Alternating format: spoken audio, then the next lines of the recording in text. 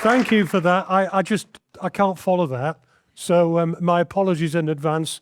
This will be a disappointment. In fact, a lot of my life has been disappointment. A lot of my life is abject failure.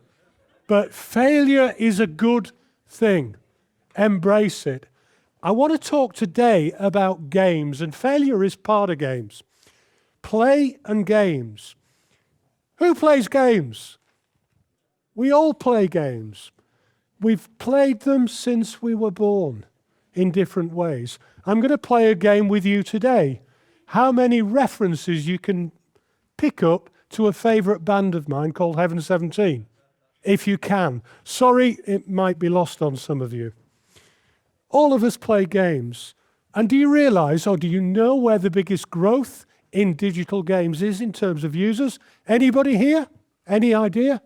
No. Stay quiet if you like. Put your phone on, shout at me, tell me. But the biggest growth is in us, the silver surfers, the old people like me, like some of our presenters this morning, old men. Let's have some women on stage. We need them. Okay, but play and games, they seem to be derided. You're more likely, in fact, research tells us, 5 times more likely to read negative press about games than positive. 5 times. So a game's bad. Is social media bad? Is technology bad? Are all these things bad? But 5 times more likely. We're dismissed as game players, and play is dismissed. After early years, it doesn't matter. There's no value in play. Is that right? I ask you that question. No, it isn't right. There is value. And this notion of, well, you need to be in the real world, not in the game world. Well, the game world for many is the real world. The game world can provide an environment where you're not judged by your color, your ability, your disability. You're judged, if indeed you are judged, by your interactions with others. Games, broadly, are socially inclusive. Now, we'll talk about digital games to start with. Does anyone here know how big the digital games industry is? What are the most innovative? Anyone, any idea in terms of dollars? Anyone? No? Okay, I'll tell you. The games industry in 2027, that's next year, allow me a little bit of predictive license here, is going to reach $200 billion. This is serious. Games are fun, and we shouldn't dismiss that element, but this is a huge industry. Anyone here know what the world's biggest game is in terms of users? Anyone? No? Okay, it's Roblox. How many users do you think Roblox has? Any guesses? 380 million. Now, that's bigger than America. There's the first cue. And we have this notion of games being ultra-violent or male-dominated, sat there in a dusty old attic playing. Well, no. Game playing is more diverse. Globally, more women play games than men. It's worth noting that. Do you know the biggest games behind Roblox? The second biggest is still Candy Crush, and the third is Minecraft. Now, none of those are what you would describe as conventional games. They don't conform to the stereotypes. But we still have this negative view of games and play, as we do a fear of the changing world, social media and AI. Currently, we've got, I would say, we have fear of these new technologies. Take the government in Australia and their approach to social media for under 16s. Banning it. We're discussing it here. We're banning phones in classrooms. However, How successful do you think that is? Do you know? Okay, well, I'll tell you. Research that's emerging is telling us that 65% of Australian children under the age of 16 that were subject to this change in the law are circumventing that ban through use of technology, virtual private networks and other means. So I'd argue what we're doing by imposing analog solutions to digital problems is we're driving that underground. We're absolving the tech companies of a responsibility to do something about what is a real problem in terms of social media. Unintended consequence, I think it is potentially more problematic than the situation at the moment. What's the alternative? Well, perhaps we should think about embracing technologies, understanding them, providing our children and ourselves with the abilities to navigate these new and very complex worlds. We do that. The alternative, well, I'm going to paint a picture. Games. We can play. There is potential in games to do so many things.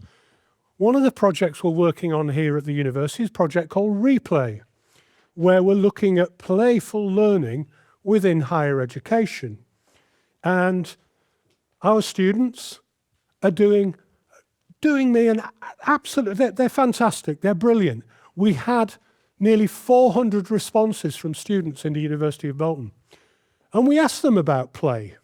And we asked them about play in their experience. And do you know what they said to us? Any guess? Do we want play? Do we think it's valued?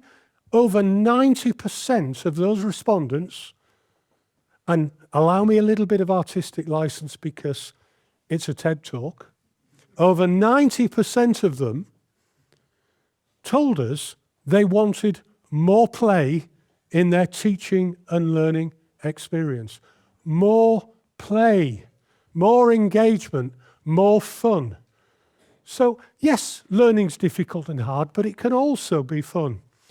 But I want to think a little bit now about games beyond entertainment.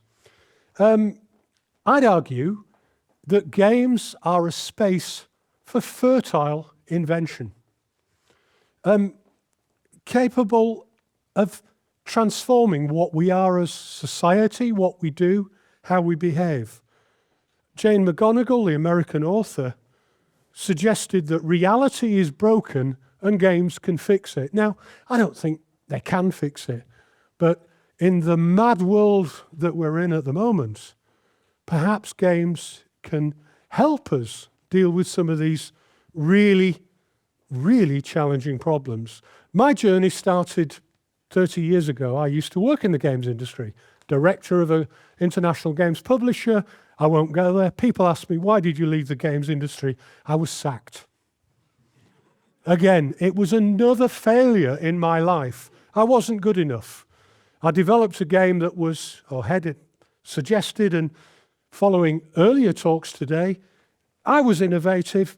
My game was right. This was going to work. I wouldn't listen to anybody else. My own stupidity. But that's why I wasn't in the games industry. But one day I was in 2000, I was at E3, which is a big games exhibition in Los Angeles. And I was looking at the way young players were engaging with these games. Now, it wasn't mindless. It was very focused. They were learning, and they were learning at what Mark Prensky, who recently died, a great loss, suggested was learning at twitch speed.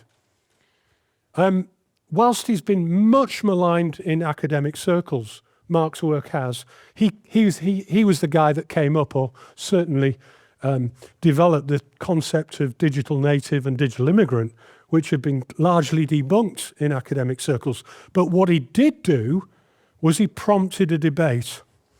So, we've talked about the games world. Well, I'm now going to do a little bit about how we apply these. If our students are telling us we want more play in games, have we got any evidence that play and games can be effective in different domains. I'm going to far too much to say and not enough time. They didn't put it up, but anyone tell me what that is? Anyone? Well, it's a map, but actually, for me, it's a thing of beauty. But what it is, it's a PhD. It's a PhD I recently examined 6 weeks ago for Stellenbosch University in South Africa.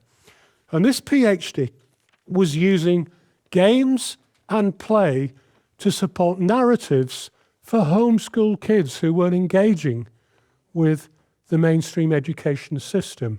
It allowed them to culturally express themselves, which in a formal education system they weren't able to do.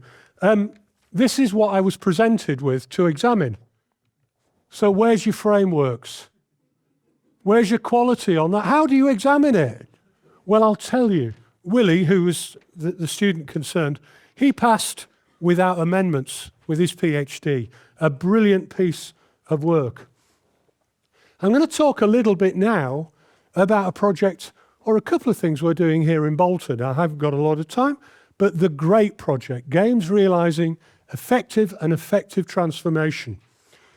This project reached over 1.2 million people.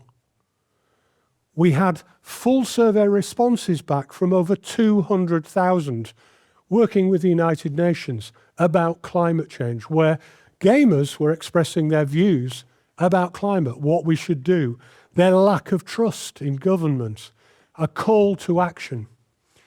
We used a platform which allowed us to engage with these students, platform developed by commercial partners Planet Play.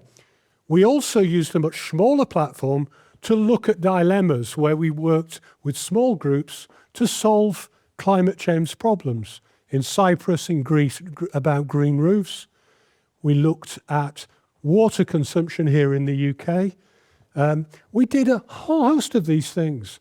And what we found, that games fostered deep engagement with complex problems and dilemmas, particularly in the dilemma and small group learning.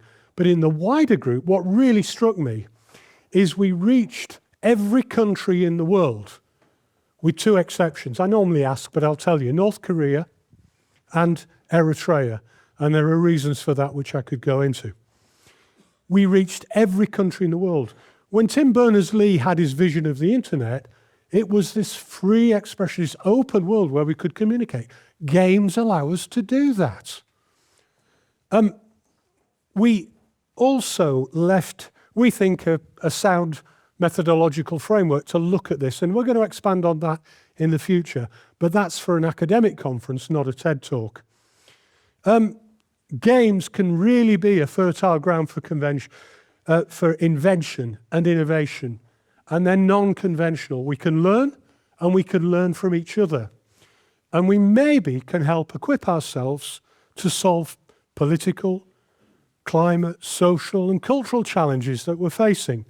They're a universal language with the number of players we have across the globe. Can I tell you in our study that we received responses from Gaza when it was being bombed?